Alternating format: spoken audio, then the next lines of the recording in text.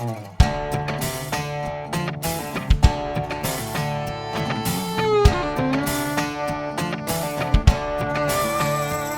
it's Mike McGuire. We are deep somewhere in the dark corners of Kissin' Country, actually in Chris Sheets' office.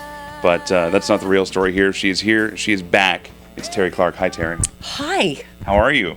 I'm just fabulous. How are you? Good. For folks that are watching this online or whatever, maybe you're watching in the middle of the day. It's actually like 7 o'clock in the morning right now. So thank you so much for coming out this early. You're welcome. It's very early. It's very, very early, but anything for you, Mike.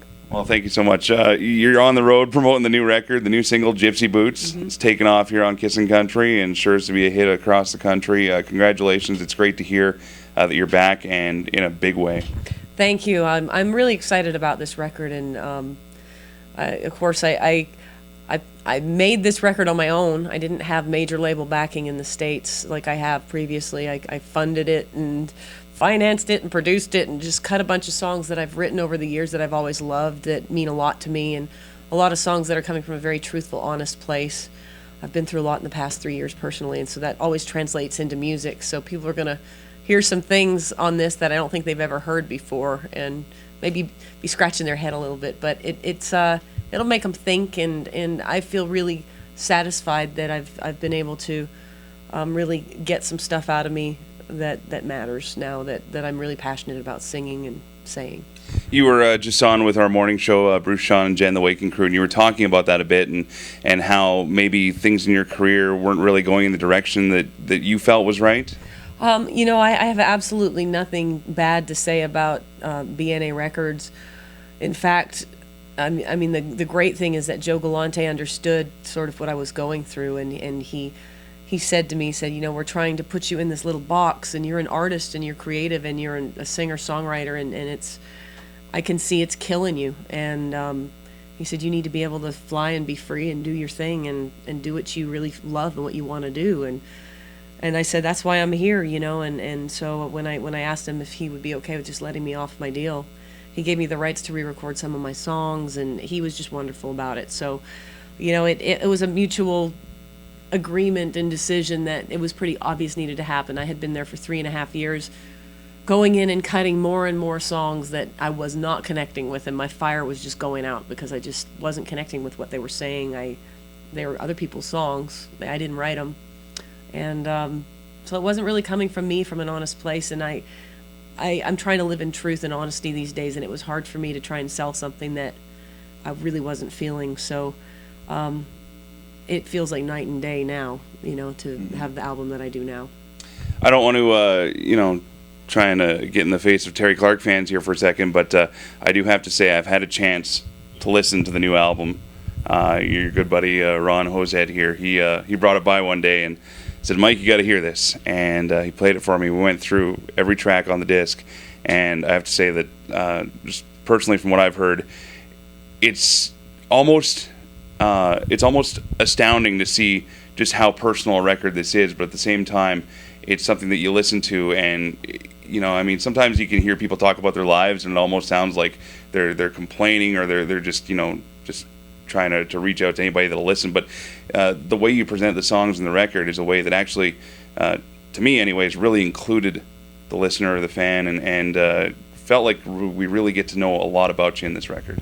Well, I think that as human beings, we all have human experiences, and there's nothing on this record that a million other people haven't gone through, that I've gone through, or that I am currently going through. And, I was talking to Peter North, this reporter, last night, and he said something really that struck home with me, in that sometimes the biggest blessings in life come in the crappiest wrapping paper.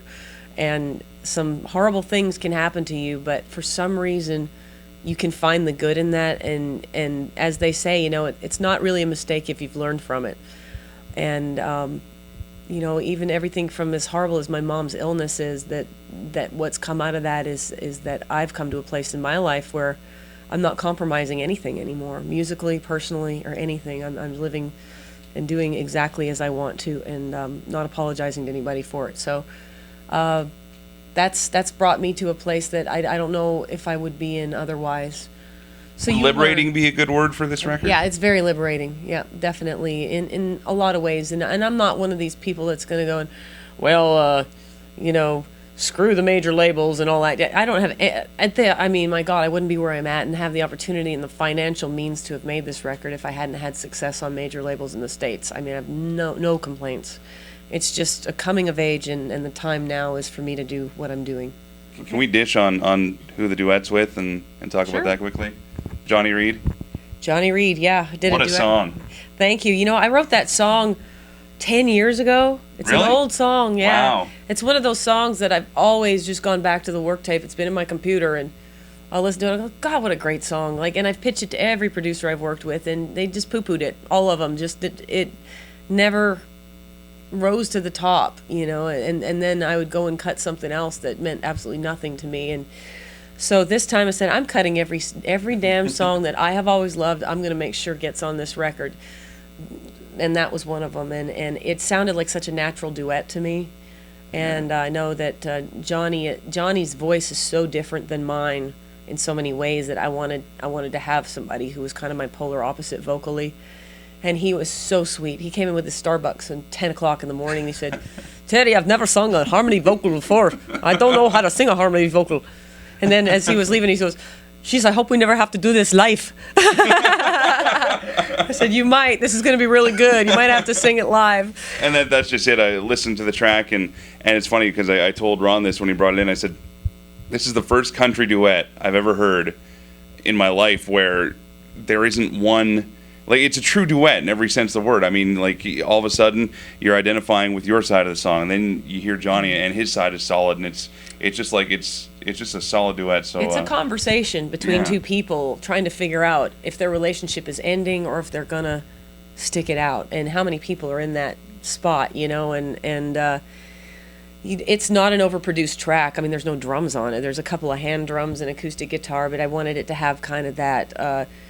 That's how I describe things to the players. Is I relay what I'm hearing in my head by using other music that as an example, like More Than Words, that Extreme song. It was a big hit like 20 years ago. I said I just want it to have a very nice, light, organic vibe and let the lyrics speak without a bunch of bombastic crap going on around it, because it's a conversation, and it's an intimate conversation. So the track, I wanted to reflect that, and I think we did. And Johnny just did great. He was so nervous about it. I remember him coming in, and he sat down, and I played him Gypsy Boots before we even played the other track for him. And he said, that's going to be huge. Oh, my God, Teddy.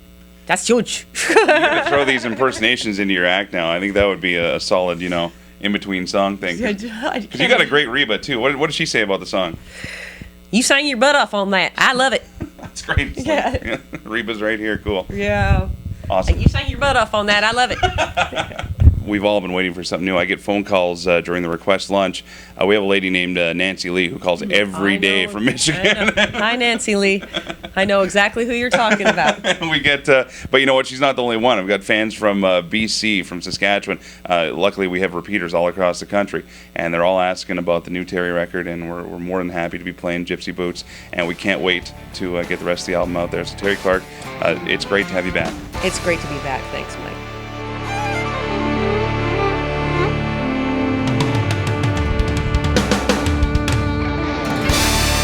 Hey guys, one last thing. Terry's just left. If you go to her website, terriclark.com, in the near future, you're going to have a chance to download exclusive live Terri Clark tracks. It's very, very cool. In fact, we'll play you a little highlight of them right now. Ladies and gentlemen, Terri Clark. I like it when we get beaten up on Sunday. Feel my skin against a string of pearl. All these boys won't let me be. Lord have mercy on me. Whoa, it's me. Got one shot at life, so live it with no fear. I had to have faith I'd find no fear. Girls like to old gray sweatpants turn us on. We like your friends and we love your mom. Now that I found you. Now that I found you. Again, Terri Clark live. You can have it yourself. Head to her website, terriclark.com. Thank you, Terry, for talking to us, and we can't wait to see what you have for us next.